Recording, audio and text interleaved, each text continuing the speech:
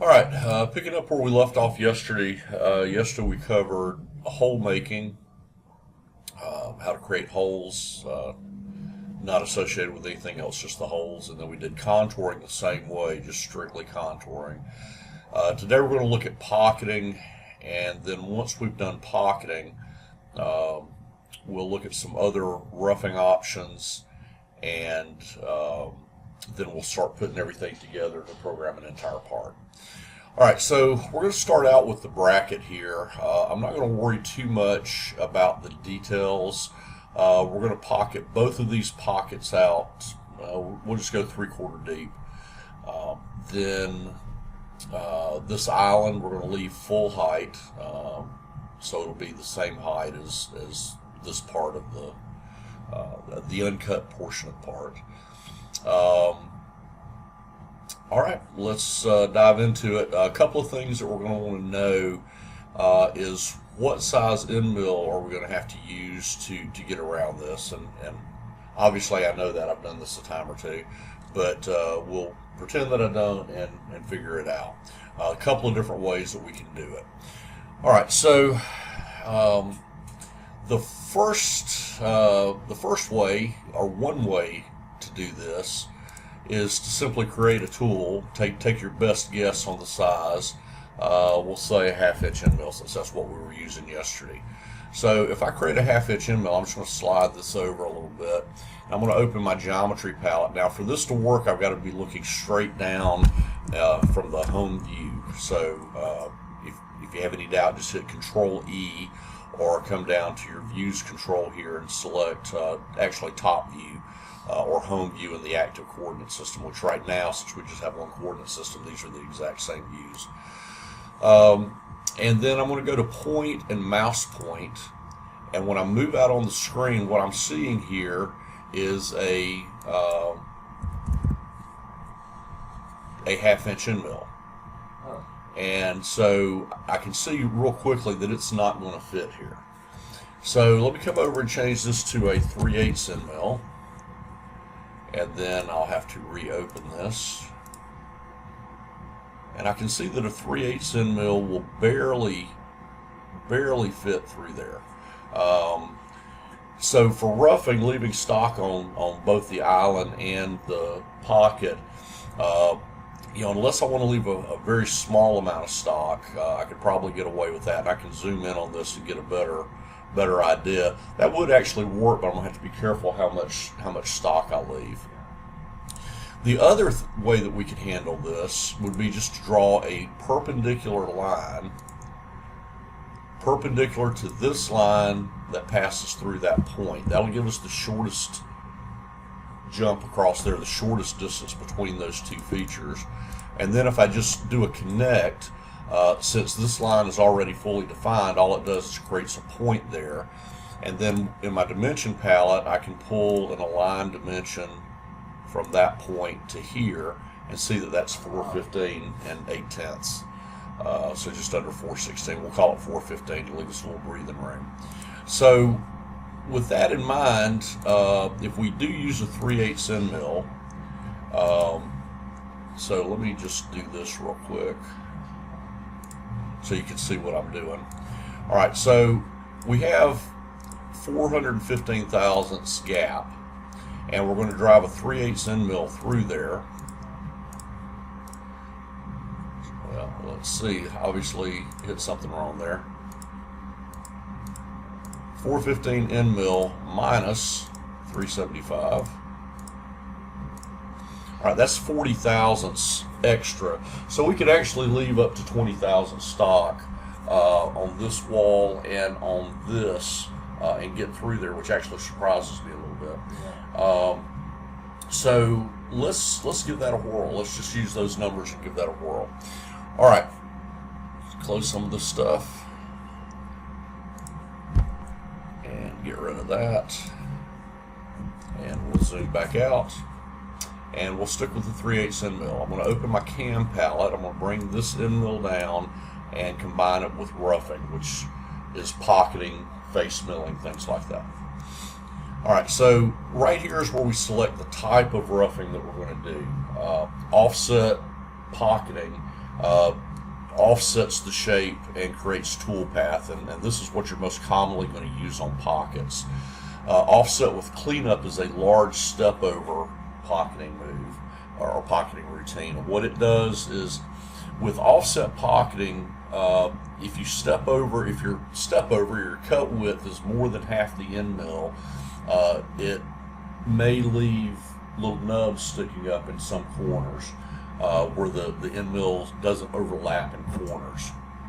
What offset with cleanup does is it creates an extra move in those corners. It analyzes it, determines if the tools will not overlap, or if the tool will not overlap in those corners, and it will create an extra move in those corners to clean it up.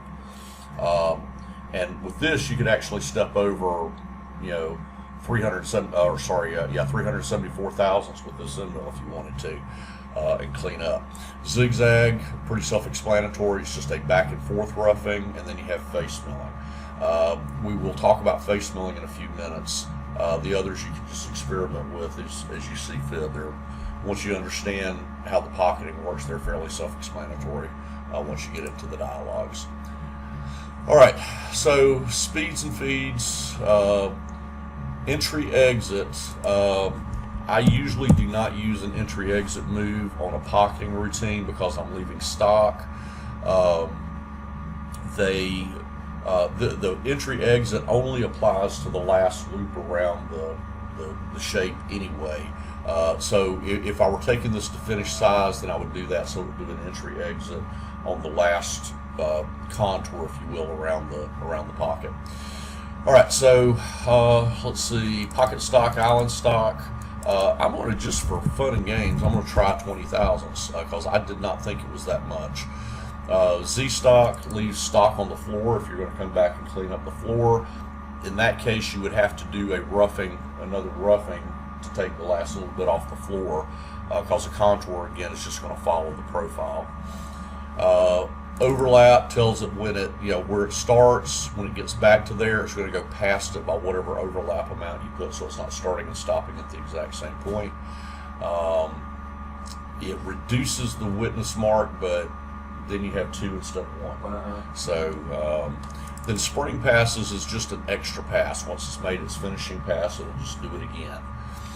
All right, then you've got some options here for stock management. Not necessary on a closed pocket like this. On an open pocket, if we were machining the outside of this, we would have to use stock for it to do what we're wanting it to do. We'll get to that in a minute as well. All right, so wrap it in, wrap it out. We talked about those yesterday. Top of the part, or the toolpath calculation depth. And we need, if I forget, remind me to go over this because it's important. And then this is how deep we're going. We're going to go 3/4 of an inch deep, and I'm going to do this in 3 steps just to create some toolpath. So we're going to take 1/4 inch step downs.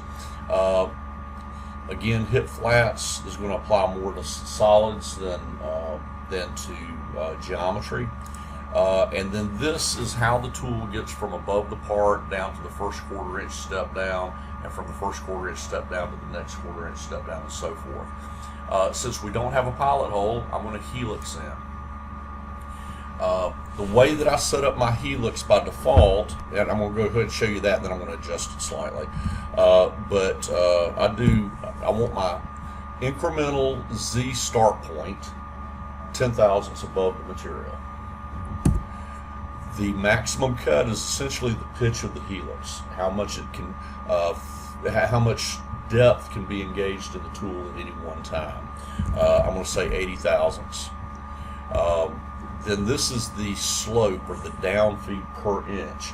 This controls what the down feed angle is, and I usually default to this being 60 thousandths, which is about a 3.5 degree down feed. Now this number and this number combined, if you're running auto calculate the helix, so it ends at the start point, which is what I always use. This provides overlap, so you don't end up with a nub standing up in the middle of the helix.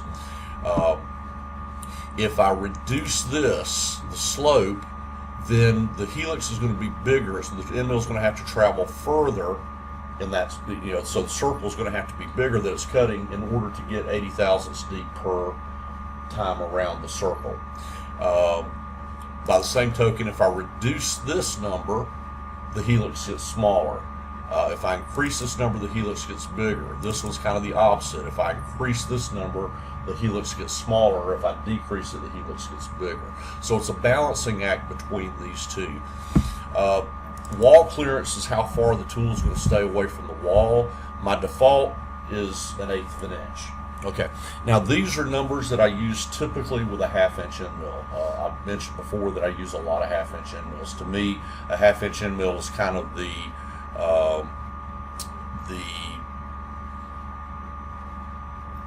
best combination of cost of the tool and material removal rate for the size parts that I typically work on. So, 1/2 inch end mill, if you go up to a 5/8, the cost goes up nearly double. If you go to a 3/4, it nearly triples over a 1/2 inch. And I can remove material with volume mill as quickly with the 1/2 inch up to, say, an inch deep or so. I can remove it just as fast with a 1/2 inch as I can with anything else. So it's my go-to end mill. Now this is a 3/8 end mill. These settings are typical for a 1/2 inch or very close to a 1/2 inch end mill.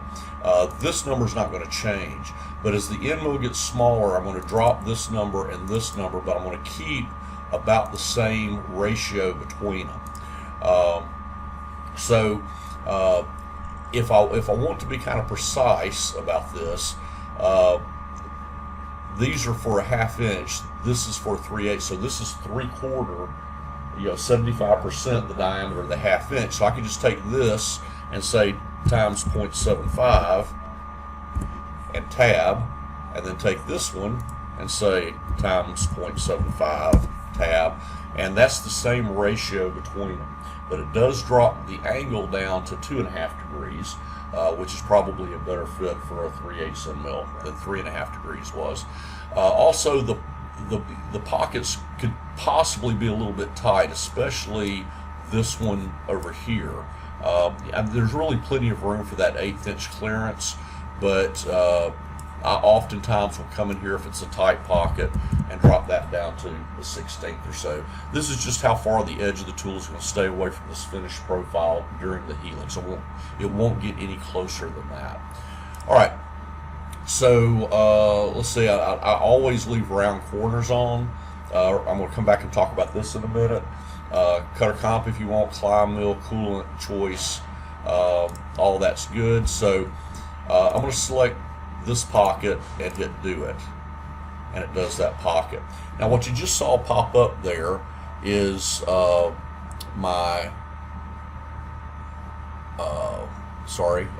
it is my clearance plane, and I would have sworn I had that added to my toolbar. Somebody's been playing around with my toolbar, but anyway, so I'm going to come up here and just type in clear and take show clearance, and I'm going to pop it right there,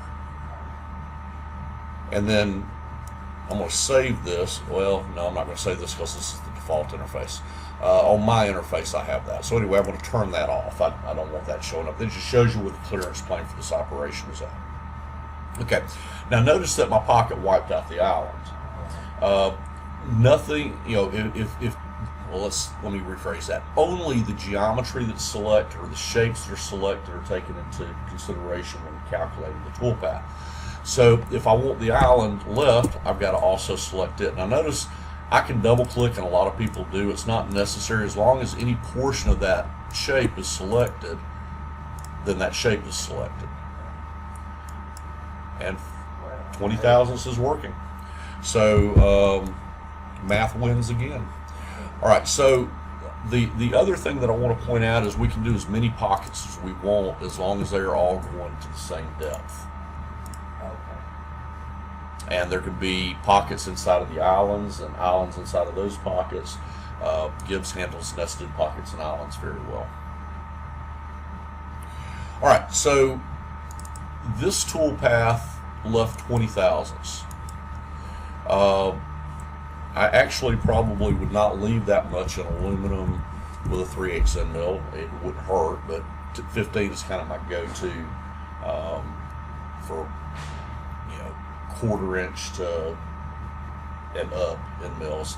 Drop below 1/4 inch, I'm probably going to leave less stock than that. All right. Any questions about this dialogue? We're going to talk about open sides, and we're going to talk about offset trim in a little bit. But any questions about this dialogue? Okay, let's do something else. I'm going to leave this toolpath here, and I'm going to move the tool down. Now notice that these are set to tool 1. Okay, Gibbs is very good at making changes. So if I slide that down to tool 2, this is updated automatically. I don't have to regenerate toolpath, but this is now being done with tool 2, which I just move this tool down to tool 2. I'm going to come back in tool 1, and I'm going to create a face mill. I'm just going to say it's a 1-inch shank. I'm going to say it's 1.5 inches diameter. We're going to have a 45-degree lead, maybe a 30 thousandths radius on the corner. Let me recalculate that. Actually, I'm going to make this a 2-inch. Well, 1.5 inches there is fine. 1.5 inches end. I'm going to make my inserts a 1/2 inch and make this 3/4 and make this 1 1/4, something like that. All right, so this is just my shell mill. In order to create a face milling operation, I need to have something there to cut. So I'm going to say I've got 30,000 stock above 0. All right, now I'm going to bring this tool down. I'm going to do a roughing process with it. Speeds and feeds I'm not paying any attention to right now, but instead of doing offset pocketing, I'm going to do face milling. Let me make that toolpath go away so you can see what's happening here. I'm going to go back to the top view. All right, so we're going to cut the entire piece of stock. My start corner, I want it to start over here, and I want it to climb going that way. So I'm going to start on the X negative, Y positive corner with my first cut in the X. Cut above stock is not necessary. The top of my stock is set to 30 thousandths, and I'm cutting this to 0. So I'm going to face mill to my finish Z0. Clearance is how far the edge of the tool is going to be away from the edge of the stock when it comes down. So I'm going to set that to 1/2 inch. Round corners if I want. It's fairly self-explanatory. Now here you have the pattern for the tool path. Spiral in, zigzag back and forth in one direction. I'm going to go over these one at a time and we'll talk about them. Alright, so spiral in is doing this. This is starting over here, going down, and just spiraling to center. So let's look and see what that looks like. Let me move that to the top. Sorry, I meant to insert that toolpath at the top of the program. If I had, let me just delete that and put everything back the way it was. To insert that, what I would do is the little triangles between the numbers. If I click on that triangle and it turns yellow, that's the insertion point. So now when I create this tool path, it's going to drop in at that location. All right, so let me go to my operation simulation, and I'm just going to step through this. Here's our tool coming down. There's a 1/2 inch between the edge of the tool and the edge of the material. That's the first move. Whoops, sorry, I hit play instead of step. My bad. So step, around the corner, step, around the corner, step.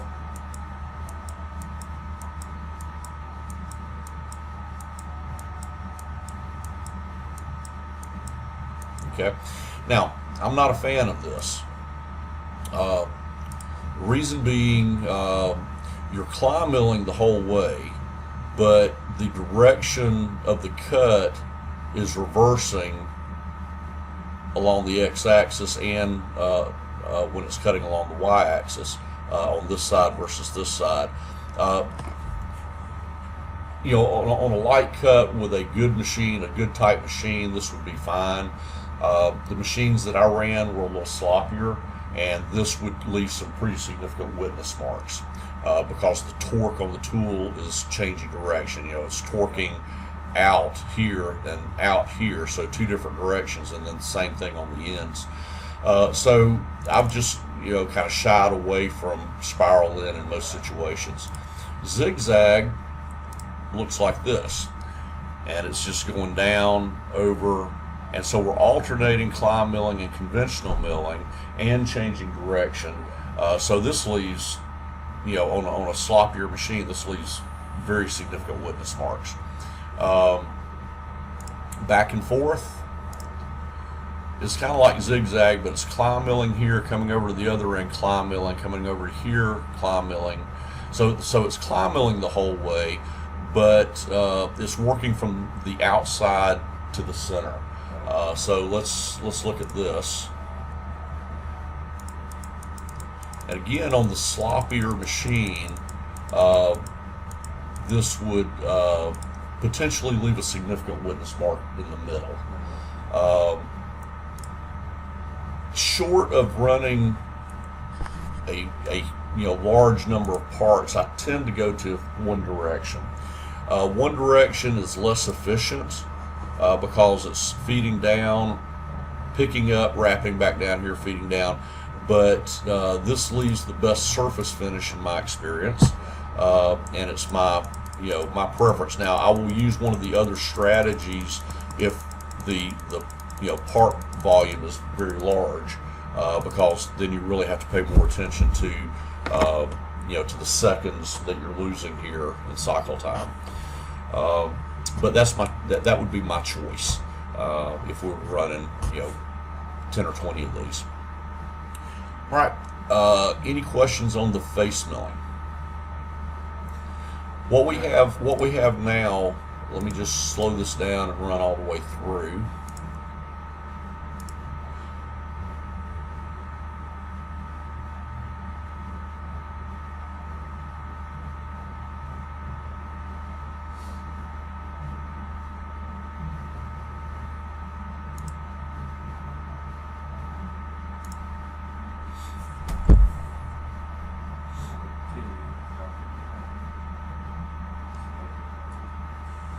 Did it leave one?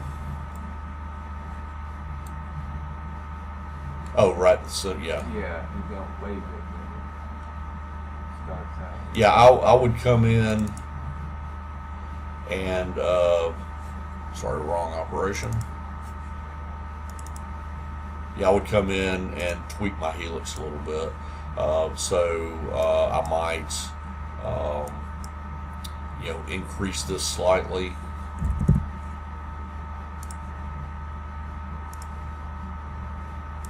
That's probably enough to take care of it.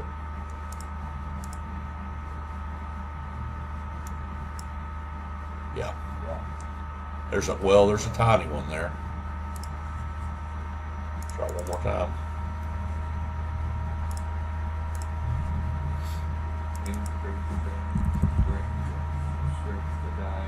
Actually, I'm gonna go back to what we had here, and instead of increasing that, I'm gonna decrease this.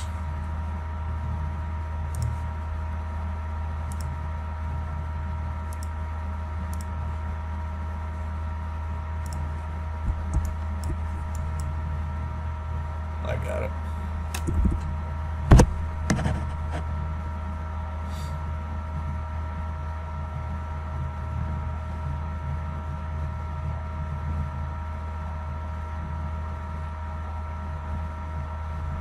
All right, so let's look at machining the outside of this. We'll pretend that we have this thing fixtured through the holes or something so we can get to the entire outside. I'm going to, I would not probably cut the outside with a 3/8 end mill, so I'm going to go to a 1/2 inch end mill. Get rid of the corner radius, 1 1/4 inch flute, and we'll say 1 3/4 inch out of the holder. It's aluminum roughing, so I'm going to use a 3 flute end mill. This says high speed steel. This would be carbide, of course. and I'm going to select this. Now this is not going to give me what I'm wanting.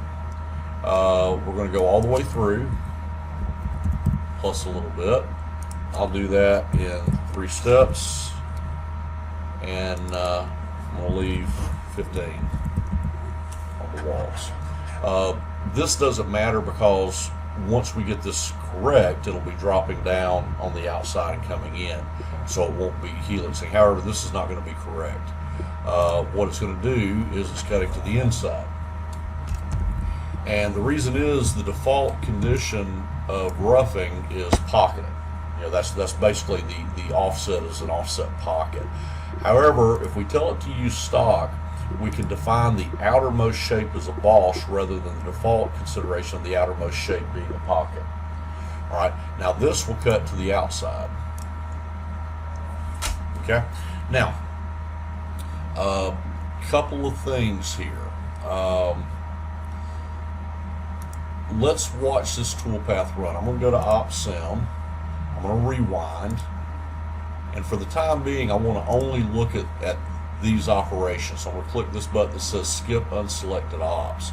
I want to single block through this. Here's our tool getting ready to come in, and it just buries itself. Then it buries itself again. Then it buries itself again. What's happening here is these two shapes, the stock, it's basically treating the stock like an open pocket and this as an island or a boss. Okay, and so it's offsetting the stock shape in. You can see the rectangular offsets coming in. At the same time, it's offsetting the part shape out, and then combining them and joining them together and making a toolpath. And then it starts in the center, so it cuts to the center and then starts working its way out like that. That's an easily calculated toolpath. It's everybody's kind of default toolpath, and it's fine for an internal pocket if you don't have volume mill or you're not using volume mill or some high performance toolpath engine. But for an open pocket, there's a better way to calculate it. If we go to our offset trim tab, it gives us control over how the toolpath is calculated. So right now it's offsetting from both the part and the material, the part being this shape and the material being our material shape. We can change that to offset from part, trim to material. So if I make that change and redo my toolpath, you'll see it'll offset this shape all the way out, clear of the stock, and then trim the toolpath back to the part. And if you watch real carefully, you'll see that happen. It happens quickly, but so this toolpath does generate a lot of retracts and repositions, but what it looks like is this.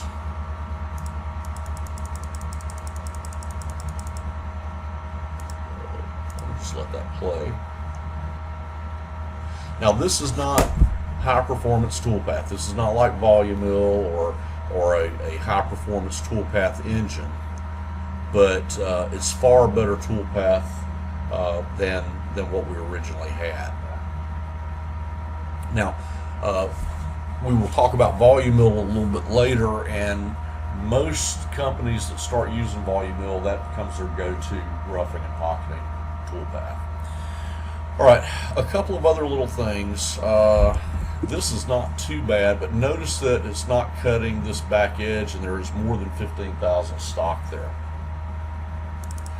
So let me open this back up and let's look at that.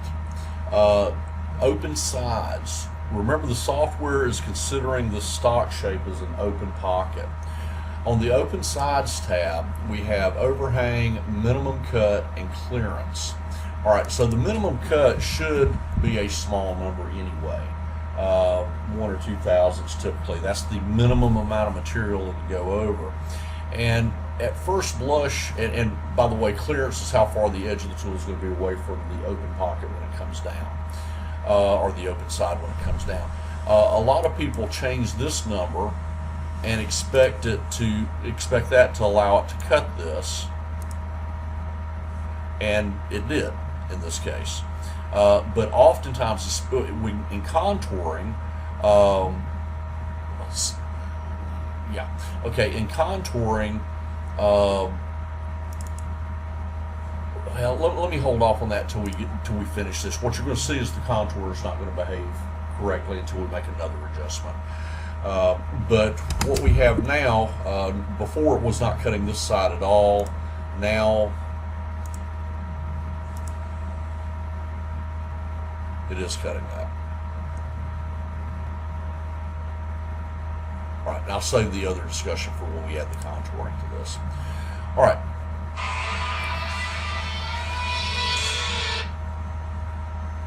Sorry about that. Forgot to silence my phone. All right, so let me see if there's anything else I left off of this before we move on. No, I think that pretty much covers it.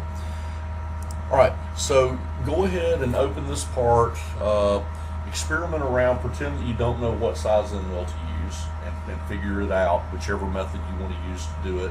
I recommend at least experimenting with showing the tool diameter. Another aspect of that, by the way, that I didn't mention is, let me just bring this tool down, and I'm going to, actually I don't even have to bring it down. I'm going to have it highlighted, and again I've got to be looking straight down on the part, so I hit Control E. I'm going to go to my geometry palette, line and mouse line. Now, if I pull this out on the screen, I'm actually seeing, I don't know why that showed up like that, but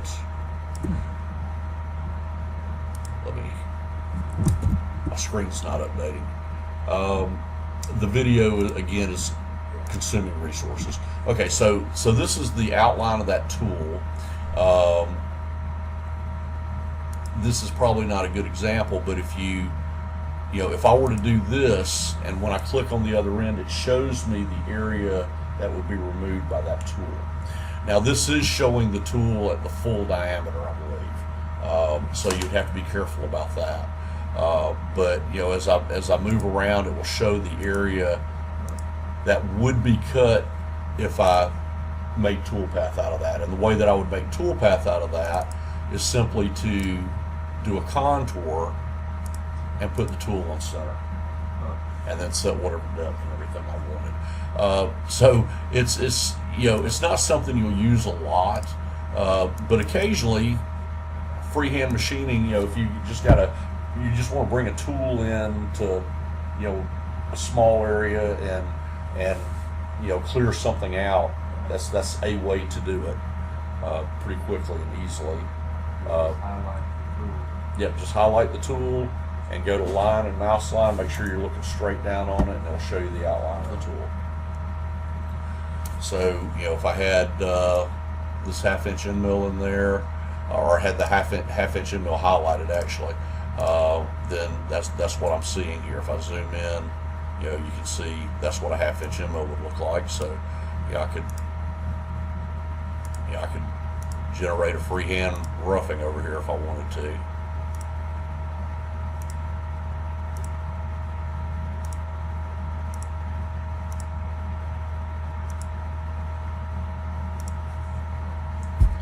And then just create a contouring operation and put the tool in the center. Obviously, you would normally put this, if you were going to do this, you'd put this on a separate work group, so you're not. And the way that you would do that would be to go to work groups, create a new work group, but in your work group list, double click the eyeball on the first one so that you can see your part for reference. Create your geometry over here. Let me just do something real quick here. Let's do something like that. And so I can reference this as I'm generating this, but then when I go back to here, I'm not looking at that weird, geometry all the time. All right, So give that a whirl, and then once you get finished, once you've experimented around with that a little bit, we're going to start combining roughing and contouring to rough and finish. We'll even look at drilling pilot holes for the roughing and things like that.